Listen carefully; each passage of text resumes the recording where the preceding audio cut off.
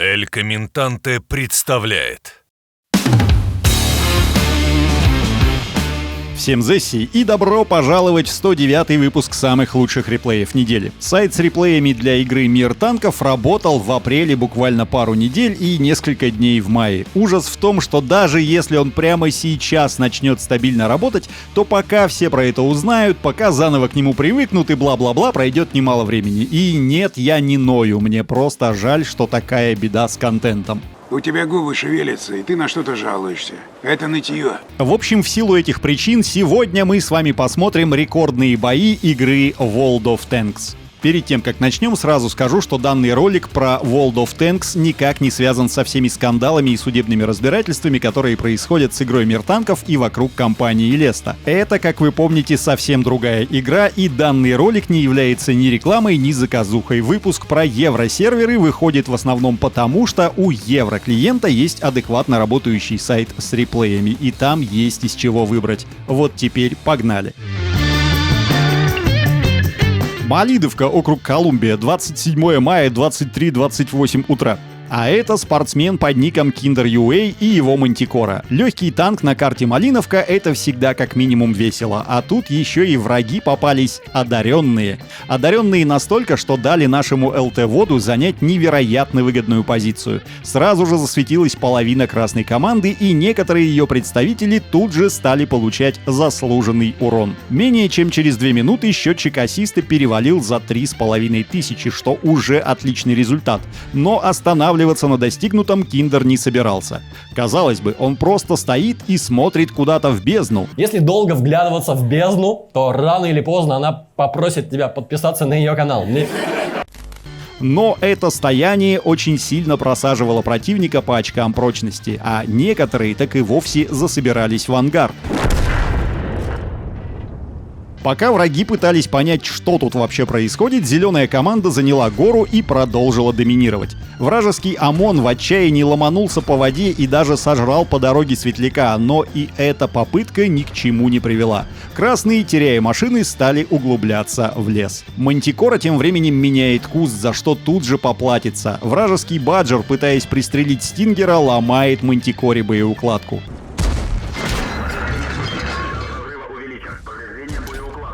Подтянув штаны и починив поврежденный модуль, Киндер проезжает дальше и высвечивает тех, кто засел в поле и в лесу. Вражеская Мантикора пыталась устроить контрсвет, но по дороге сломалась. А когда погас маркер над любителем чужих боеукладок, наш разведчик стал приближаться к лесу и показывать остатки машин противника. Вот они. Смотри, толстый. Хорошенько смотри. И учитывая его ультимативную маскировку и отличный обзор, уничтожение засевших в лесу танков было вопросом времени. Он даже сделал фраг из танка, который где-то там считается 11 уровнем, а где-то обычная десятка.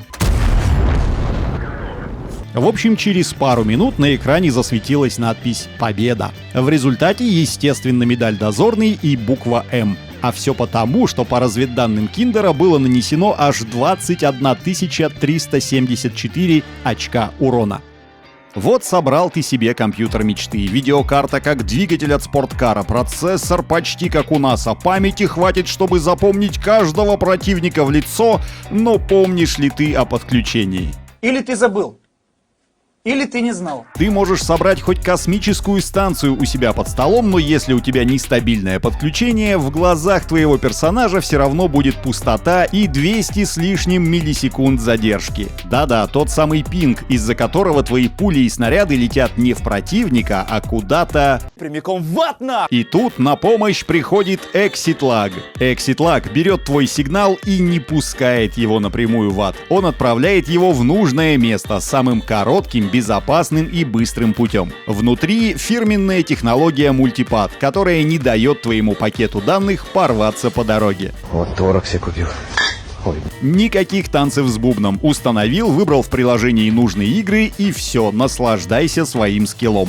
Более 2000 игр, сотни серверов, поддержка на 5 континентах. Даже если ты играешь из бункера или находясь на даче, Exit Lag подстрахует. Допустим, ты в Valorant. Без Exit Lag пинг под 100 и есть ощущение, что ты стреляешь из прошлого в будущее. А после установки Exit Lag пинг 30 и ты, наконец, играешь в настоящем. И да, попробовать можно прямо сейчас. Exit Lag дает бесплатный пробный период. 3 дня. Вот прям совсем безвозмездно. Даже номер карты не спросят. К тому же, если покупаешь 6 месяцев, получаешь 12. Целый год стабильной сетевой игры за полцены. Отлично подходит для всех форматов. Соло, дуо, сквад. Как хочешь. Сейчас ты в одном клике от стабильного пинга, потому что ссылка на Exit Lag ждет тебя в описании, ну или можно просканировать QR-код на экране. Только не забудь перед установкой выключить VPN. Карта «Устричный засос». Конец весны, 22 часа 9 минут утра. А рекордсменом по урону внезапно стал ЛБЗшный танк Объект-260, за рычагами которого игрок под ником Ртиптон. Заняв абсолютно стандартную позицию, наш герой выдал 500 урона по советской ПТшке и причинил примерно столько же боли 7-му панцеру. Причем сделал это дважды. Немцу все это не понравилось, он обиделся и больше из-за камня не высовывался. Решив не тратить время на ожидание, 260-й попер на верхний проезд, где закинул снаряд в Як-Тигра и побежал выкуривать из норы объекта 752. А прикольная тут, кстати, дыра. Мне кажется, или по похожей дыре Энди Дюфрейн свалил из тюрьмы Шоушенк. Но в этот раз вместо беглого заключенного в дыре оказался советский тяжелый танк, который получал урон с двух сторон. И вы знаете, к чему такое обычно приводит. Далее был удачный обмен ударами с китайцем и добивание ягодного тигра. Панцер-7, тот самый, который в начале боя пострадал от рук нашего героя, решил, что момент для мести настал. Но вместо сатисфакции получил очередную дозу урона, а затем и вовсе билет в ангар. Тут внезапно выяснилось, что зеленая команда в меньшинстве, причем не только на этом фланге, а вообще. Счет на табло 4-7. Красные тоже это поняли и стали давить посильнее. Пока герой реплея перестреливался с американской ПТ САУ, ему в тыл зашел китаец, но грамотное танкование не позволяло ему наносить урон. И только когда Т-110Е4 отправился готовиться к следующему бою, БЗ начал пробивать советскую броню. Дрались эти двое достаточно долго, и БЗшка успел нанести немного вреда, но победителем из дуэли, естественно, вышел Объект-260. Не успело орудие остыть, как в тыл прибежал вражеский разведчик. Прибежать он, конечно, прибежал, но про пути отступления как-то не подумал, поэтому остался догорать здесь. У зеленых было лишь 3 танка, а в команде красных еще 6 машин, и с этим надо было что-то делать. Риптон так сильно задумался о стратегии, что даже не заметил камень. Надеюсь, краску не сильно поцарапал. На противоположном фланге бабаха торопилась сожрать союзную ПТшку и удачно подставила борт. Но залететь туда успел только один снаряд. Союзника спасти не удалось. Зато после по британке удалось выдать еще один выстрел. Переехав в квадрат H6, Риптон долго выжидал, когда же ошибется вражеская вафля. И когда она наконец-таки ошиблась, какой-то разработчик отключил нашему герою точность. Это безобразие, это хамство. Я прошу вас это нарушение всех международных правил. Но со второй попытки все получилось. Причем выстрел был настолько суровым, что от пожара пострадала вся ПТшка целиком. Следующим в круге сведения показался гриль, и тут все прошло без проблем и без сюрпризов. Хотя сюрприз все-таки был. ФВ-183 промахнулась и подстрелила землю. И пока она была на перезарядке, наш герой и его последний союзник выбили из британца всю дурь. Кстати, обратите внимание на этого союзника. Он будто бы понял, что Ртиптон что-то знает о игре, и команду Follow Me в чате воспринял буквально. Иногда он был прям раздражающе близко. Наверное, хотел таким образом вылизать 260-му благодарность. И нет, я не оговорился. Как вы успели заметить, этот бой вполне хороший, а учеными давно доказано, что в любом хорошем бою просто обязано произойти чудо рандомное. Этим чудом оказался вражеский средний танк в состоянии АФК. Бесплатный урон — это всегда приятно, и остатки зеленой команды насладились им сполна. Последний противник не стал прятаться и затягивать бой. Наоборот, он ломанулся в самоубийственную атаку. Наверное, рассчитывал на свою броню, а может, как-то узнал, что у Риптона остался только один снаряд.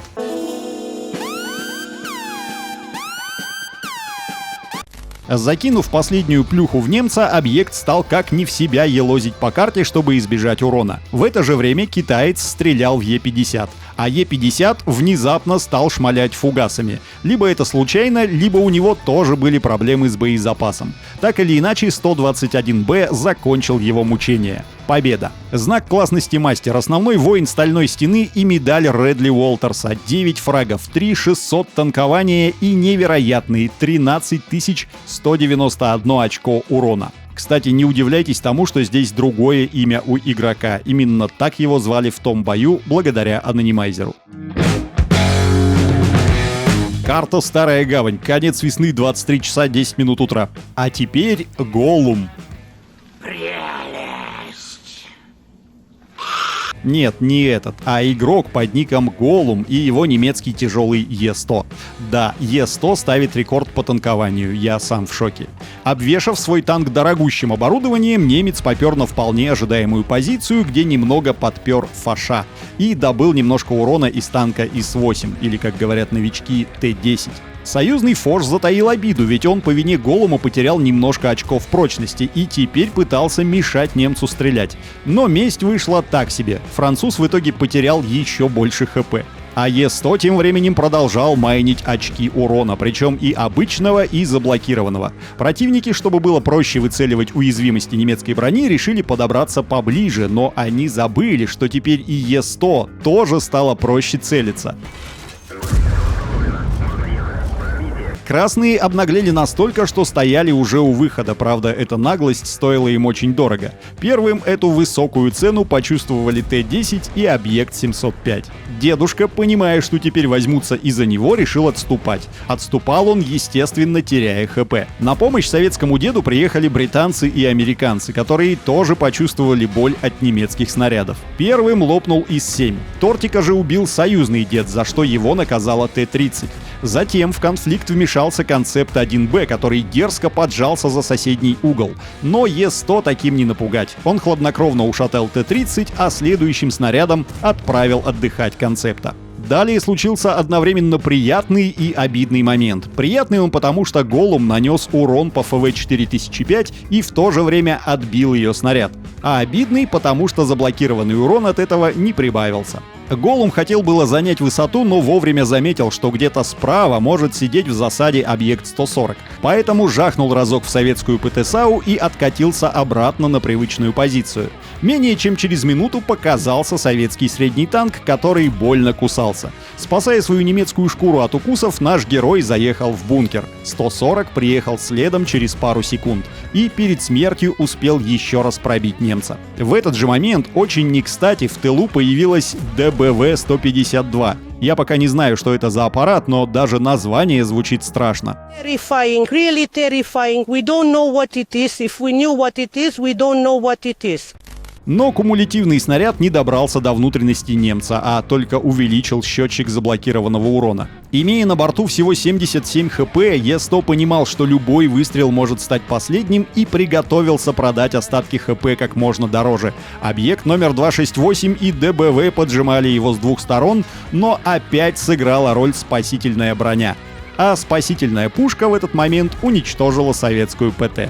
ДБВ решил устроить карусель, но не сделал поправку на то, что бой происходит в помещении, и оказался зажат в углу.